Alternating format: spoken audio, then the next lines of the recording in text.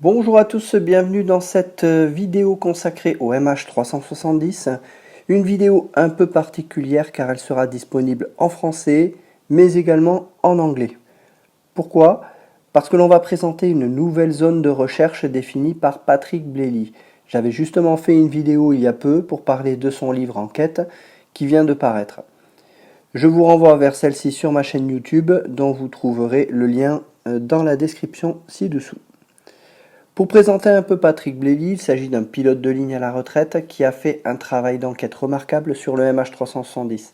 Je suis en accord avec beaucoup de ses idées et notamment sur le fait d'investiguer davantage la piste du commandant de bord.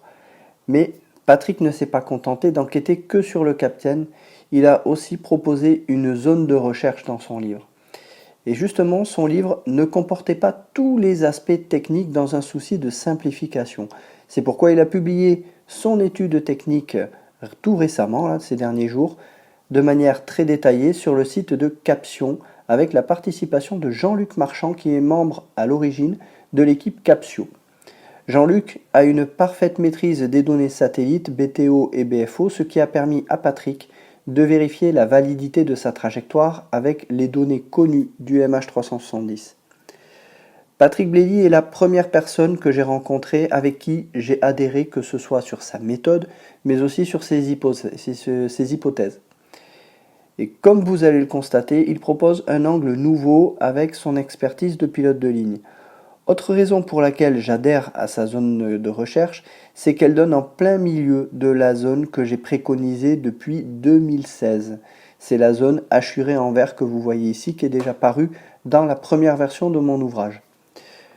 J'avais défini cette zone en me basant sur les zones survolées par les avions de recherche, sur les courants marins, ainsi que les zones préalablement explorées.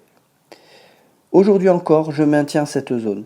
Elle fait environ 80 000 km², ce qui est trop vaste pour que je puisse la proposer aux enquêteurs, mais surtout, elle est basée sur une hypothèse que les enquêteurs se sont toujours refusés à faire.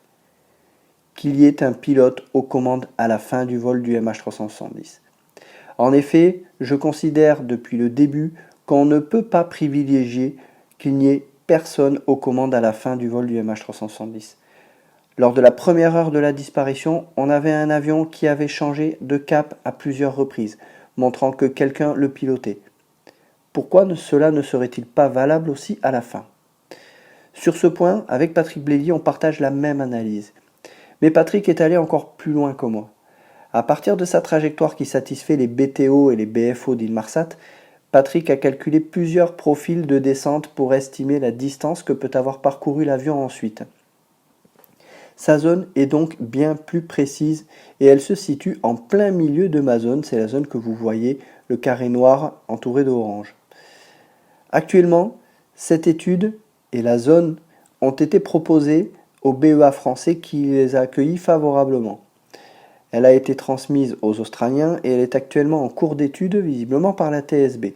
Nous attendons une réponse de leur part prochainement. Certes, c'est beaucoup moins médiatique que Richard Godfrey. Patrick a souhaité terminer complètement son étude avant que l'on décide de la transmettre au BEA et que l'on en parle publiquement, ce que je fais enfin aujourd'hui. Notre but est de pousser pour aller chercher à cet endroit lors de la prochaine campagne de recherche qui devrait reprendre en 2023 ou 2024. On attend des précisions là-dessus. Je vais donc présenter brièvement certains aspects de cette étude ici. Le document est disponible sur le site Caption et il est édité en français et en anglais. Je vous mets les liens dans la description en dessous. Il fait 22 pages. Il commence d'abord par une synthèse où Patrick explique les différents paramètres qu'il a pris, notamment pour les calculs de consommation qu'il tire directement du vrai manuel du Boeing 777 avec les moteurs Rolls-Royce 892, puisqu'il y a plusieurs types de moteurs qui peuvent être embarqués sur le 777, donc il faut vraiment prendre les bons moteurs si on va avoir des consommations valides. On a donc des calculs qui sont précis et avec quelqu'un qui sait les utiliser car c'était justement son métier. Les marges concernant les BTO et BFO sont dans les tolérances retenues par Inmarsat. De ce fait, Inmarsat peut parfaitement les valider et Patrick apporte dans son étude des tableaux très complets avec tous les paramètres calculés en collaboration avec Jean-Luc Marchand. pour permettre à tout un chacun de vérifier ses calculs. Patrick a pris la dernière position radar comme point de départ de son étude, et ce n'est pas un hasard. Il s'agit d'une heure précise et le rapport de Boeing, publié en annexe du rapport final, donne une indication du carburant restant à cet instant. Mais Patrick a remarqué que les tableaux de Boeing dans ce rapport étaient en atmosphère standard. Il les a donc corrigés avec les paramètres météo du jour pour affiner la quantité de carburant restant à cet instant et démarrer ainsi ses calculs. Il a calculé le temps de vol restant à partir des abacs de Boeing et il s'est aperçu que ce temps correspondait au temps jusqu'à l'heure de la panne sèche connue pour un avion volant à une vitesse de Mach 0.706 et une altitude de niveau 300. Et cette vitesse correspond à ce que l'on appelle la vitesse LRC, c'est-à-dire la Long Range Cruise. C'est la vitesse à prendre pour voler le plus loin possible. Sacré hasard. Patrick a donc considéré cette vitesse et cette altitude pour sa trajectoire. Parce qu'il faut bien comprendre qu'on est bien obligé de faire une hypothèse de vitesse dans les calculs de données satellites et je vous renvoie vers ma vidéo pour mieux comprendre ça. C'est une vidéo spécialisée sur les BTO et les BFO pour comprendre.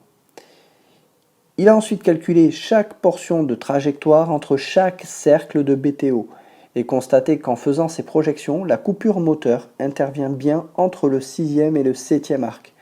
On colle donc parfaitement aux données car, rappelons-le, au 6e arc, l'avion avait répondu normalement au satellite et au 7e arc, c'est-à-dire environ 10 minutes plus tard, on sait qu'il y a eu une coupure électrique du système SATCOM environ 1 minute avant qui a déclenché le démarrage de l'APU. C'est le générateur de secours en quelque sorte dans l'avion.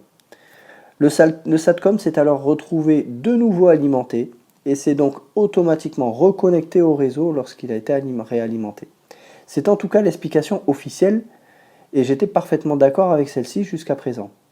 Mais Patrick propose une autre interprétation de cette coupure d'alimentation du SATCOM, jamais suggérée jusqu'à aujourd'hui. En tentant de réfléchir comme un pilote qui voudrait amérir le plus efficacement possible, il lui fallait pouvoir sortir les volets complètement. Or cela n'est pas possible sans avoir au moins un moteur en fonctionnement ou au moins avec l'APU. D'autant que s'il n'y avait pas d'APU, le pilotage sans moteur, en ne disposant que de la RAT, ce qu'on appelle la ram air turbine, aurait été très compliqué. Il faut savoir que l'on a affaire à un avion à commande de vol électrique. La RAT, la ram air turbine, fournit cette alimentation d'urgence mais ne permet pas d'alimenter toutes les gouvernes. L'avion est donc plus lourd à piloter. Or pour réussir un amérissage, il faut disposer d'un avion facile à piloter, exactement ce qu'a fait Sully sur l'Hudson en démarrant l'APU. L'APU lui a permis de piloter efficacement l'avion. Sans APU, il n'aurait certainement pas réussi un tel amérissage. Ce que propose Patrick est nouveau. Et si le pilote avait démarré l'APU avant de couper le dernier moteur afin d'avoir un APU en fonctionnement au moment de l'amérissage?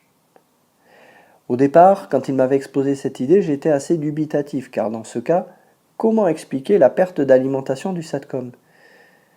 Sauf qu'en fait, lorsque le dernier moteur était coupé manuellement ou par manque de carburant, il y aurait eu une rupture très brève de l'alimentation avant que l'APU ne soit connectée au système et alimente ainsi à nouveau le SATCOM. Donc cette piste se tient. Le pilote aurait alors cherché à garder juste assez de carburant pour alimenter l'APU le temps nécessaire. Alors, c'est une hypothèse que l'on ne peut actuellement prouver, mais elle est tout à fait plausible. Patrick a ensuite proposé dans son étude 2 variantes du plané de l'avion. Présenté en vue de coupe, il y détaille précisément chaque instant de la fin du vol du MH370 qu'il propose, avec une échelle de temps en haut du graphique, car il faut mettre ceci en corrélation avec les données Inmarsat, et notamment pour le 7e arc. Et on a également une échelle de distance en bas pour montrer la distance parcourue dans les 2 scénarios. On obtient donc une distance mini et une distance maxi au-delà du 7e arc. Et on est plus loin que la zone recherchée dans les campagnes de recherche sous-marine précédentes. C'est ce que je dis depuis le début. On doit chercher plus loin. Selon moi, le fait de n'avoir rien trouvé en considérant que personne n'était aux commandes ouvre parfaitement la voie à un changement de vision sur la fin du vol du MH370. On doit à présent considérer que quelqu'un pilotait l'avion à la fin. C'est sur ce point que l'on espère réussir à faire changer de position les autorités malaisiennes et australiennes. Selon Patrick, compte tenu des moyens d'Ocean Infinity, sa zone serait couverte en moins de 10 jours, car elle fait seulement 10 000 km². Autre élément que Patrick fait remarquer, c'est que l'endroit où le satellite Pléiades français avait détecté des objets est également en parfaite correspondance avec la zone qu'il a définie. En conclusion, le travail de Patrick Blayley est à ce jour le plus crédible que j'ai eu à voir. Non seulement on est d'accord sur beaucoup de choses, et la pertinence de son travail associée aux compétences de Jean-Luc Marchand font que la zone qu'il propose est parfaitement crédible. C'est pourquoi, à nous trois, nous ferons tout notre possible pour pousser les recherches dans ce secteur. Nous sommes un groupe modeste, un pilote de ligne retraité, un contrôleur aérien et un ingénieur en traitement du signal. Nous n'avons pas la prétention de tout savoir, mais simplement d'apporter nos connaissances et nos compétences dans la recherche du MH370. Notre objectif, trouver l'avion et faire en sorte que l'on sache enfin la vérité et que les familles puissent enfin faire leur deuil. Que l'on ait enfin la possibilité d'écarter toutes ces théories complotistes que l'on peut entendre sur cette affaire, la vérité doit primer. Même si la piste du pilote suicidaire ne satisfait pas tout le monde, on doit explorer cette piste, car contrairement à ce que certains pensent, cette piste est parfaitement viable au regard des éléments en notre possession. Avant de finir cette vidéo, je vais vous parler un peu de nos livres, à Patrick Blayley et moi-même. Ce sont des livres qui ont été publiés uniquement en français, qui sont donc assez peu connus en dehors de la France. Mon premier livre a été publié en 2017, et après qu'il soit en rupture de stock, j'ai fait une mise à jour en 2019 pour couvrir la campagne de recherche de Ocean Infinity et également prendre en compte les derniers rapports officiels qui avaient été publiés entre-temps. Donc, le deuxième livre est plus gros, il fait environ 500 pages et ça donne vraiment un aperçu très détaillé de chaque aspect de l'affaire du MH370. Je présente les systèmes de l'avion pour notamment investiguer la possibilité d'une défaillance technique. Je couvre également les données radar, les données Inmarsat et notamment une explication très détaillée, assez technique mais qui est importante à comprendre du BTO et du BFO pour comprendre pourquoi il est si difficile de trouver cet avion. J'ai également couvert la recherche sous-marine et donc les différents moyens utilisés, comment fonctionnent les sonars, comment fonctionnent les différents systèmes utilisés pour scanner le fond marin. J'ai également investigué les débris et notamment dans cette partie, j'explique pourquoi je considère qu'un scénario d'amérissage est tout à fait une solution viable.